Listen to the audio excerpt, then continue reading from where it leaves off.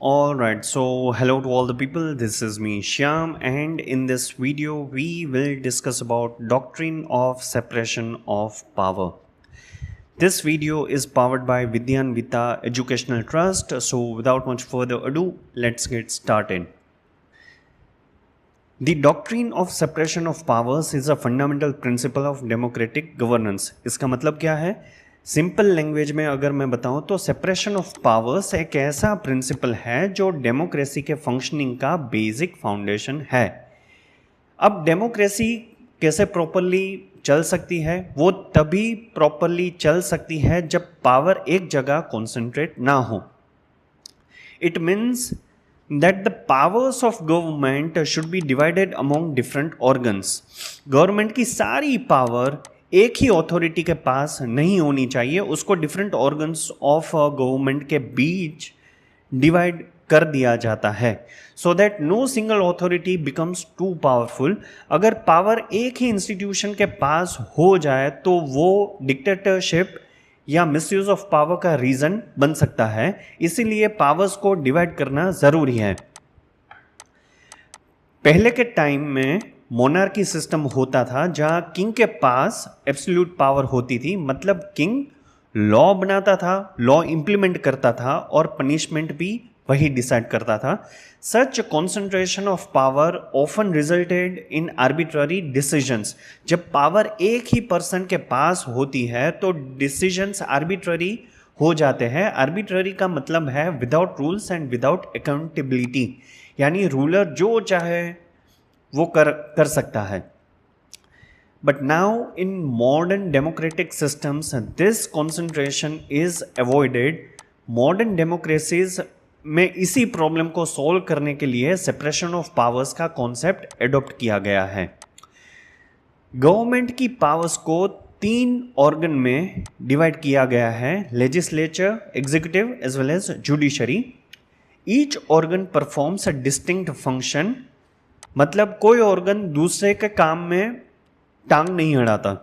This arrangement ensures fairness, accountability and protection of individual liberties.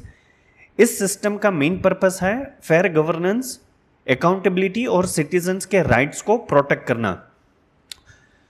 तो अब हम तीन ऑर्गन्स को डिटेल में समझते हैं। सबसे पहला आता है legislature. Legislature is responsible for making laws.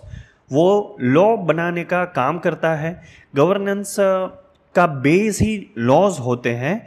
अगर लॉज ही नहीं होंगे तो सिस्टम कैसे चलेगा? It enacts and formulates laws that regulate society. Legislature society को रेगुलेट करने के लिए लॉज क्रिएट करती है, जैसे criminal laws, civil laws, administrative laws. India में लेजिस्लेचर दो लेवल पर होती है। सबसे पहली आती है पार्लियामेंट यानी कि नेशनल लेवल के ऊपर, और दूसरी आती है स्टेट लेजिस्लेचर यानी कि स्टेट लेवल के ऊपर।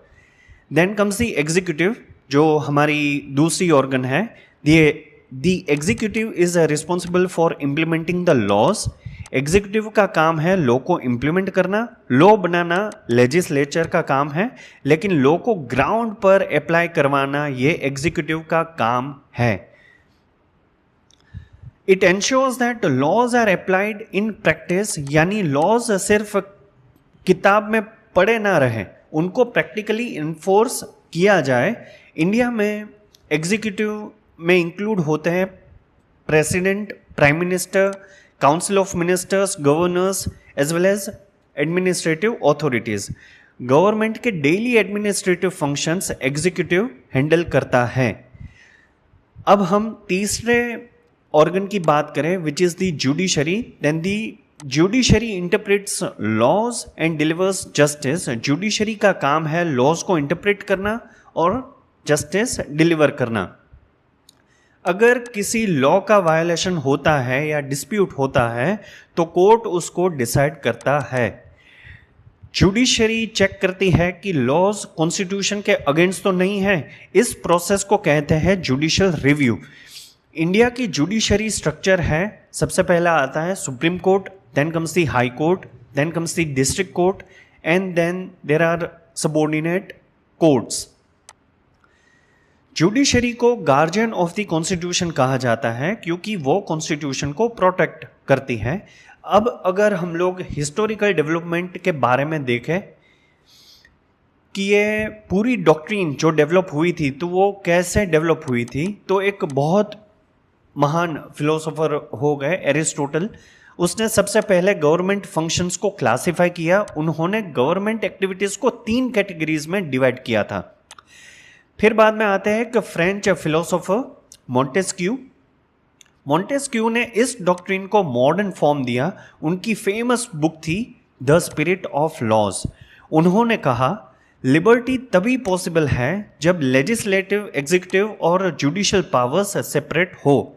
Then comes one of the very famous philosopher John Locke ने भी गवर्नमेंट पावर्स को लिमिट करने की बात की। उनका फोकस था टायरनी को प्रिवेंट करना। Now if we talk about the essential elements, doctrine के कुछ इंपॉर्टेंट प्रिंसिपल होते हैं।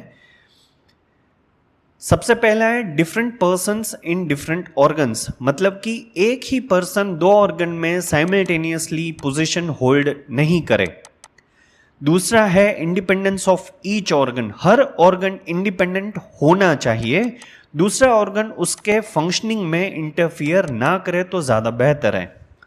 और तीसरा है no organ should perform the function of another, clear division होना चाहिए। लेजिस्लेचर का काम है लॉ मेकिंग करना, एग्जीक्यूटिव का काम है लॉ इंप्लीमेंट करवाना, और जुडिशरी का काम है लॉ को इंटरप्रेट करना। तो इसका पर्पस एंड इंपॉर्टेंस की अगर हम लोग बात करें तो 4 पर्पस और इंपॉर्टेंस है। सबसे पहला है प्रिवेंशन ऑफ ऑटोक्रेसी। ये डॉक्ट्रिन डिक्टेटरशिप को प्रिवेंट करता है, पावर कंसंट्रेशन को रोकता है। Then comes protection of individual liberty, citizens के फंडामेंटल राइट्स और फ्रीडम्स प्रोटेक्ट होती है। देन कम्स एफिशिएंट एडमिनिस्ट्रेशन, जब हर ऑर्गन अपना काम करे, गवर्नेंस ऑर्गेनाइज्ड और एफिशिएंट हो जाती है। Then comes the judicial independence, judiciary political pressure से फ्री रहती है, इसे फेयर जस्टिस पॉसिबल हो पाता है। अब कॉन्स्टिट्यूशनल प्रोविजंस की अगर हम लोग बात करें, देन सबसे पहला आता है आर्टिकल 50 जो स्टेट को डायरेक्ट करता है जुडिशरी को एग्जीक्यूटिव से सेपरेट करना। देन कम्स दी आर्टिकल 123 जो प्रेसिडेंट को पावर देता है ऑर्डिनेंस इशू करने की, ये एग्जीक्यूटिव का लिमिटेड लेजिस्लेटिव पावर है। Then comes article 121 and 211, legislatures को अलाउ नहीं किया जाता कि जजेस के कंडक्ट पर डिस्कशन करें except impeachment proceedings. Finally comes the article 361, president और गवर्नर्स को कोर्ट प्रोसीडिंग से इम्यूनिटी मिलती है during the tenure. Finally if we talk about the checks and balances, तो सेपरेशन का मतलब कंप्लीट आइसोलेशन नहीं है, इस सिस्टम को कहते हैं चेक्स एंड बैलेंस। एग्जाम्पल है जुडिशरी लॉज को अनकॉन्स्टिट्यूशनल डिक्लेयर कर सकती है, लेजिस्लेचर एग्जीक्यूटिव को क्वेश्चन आवर से कंट्रोल कर सकती है, एंड एग्जीक्यूटिव जजेस अपॉइंट करता है। ठीक है, इससे इंश्योर होता है कि कोई ऑर्गन अपनी लिमिट्स क्रॉस ना करे। कंक्लूजन के तौर पर अगर हम लोग बात करें तो doctrine of separation of powers democratic governance का कॉर्नरस्टोन है। गवर्नमेंट पावर को legislature, executive as well as judiciary के बीच में डिवाइड की जाती है ताकि मिसयूज ऑफ पावर को प्रिवेंट किया जा सके। प्रैक्टिकल वर्ल्ड में स्ट्रिक्ट सेपरेशन पॉसिबल नहीं होता, इसलिए checks and balances system maintain किया जाता है और इसी से रूल ऑफ लॉ और कॉन्स्टिट्यूशनल डेमोक्रेसी प्रोटेक्ट होती है। सो या that's it for this video, and if you have watched this video till the end तो like करना बनता है, and do subscribe to my channel for more of such educational content. Thank you and have a great day ahead.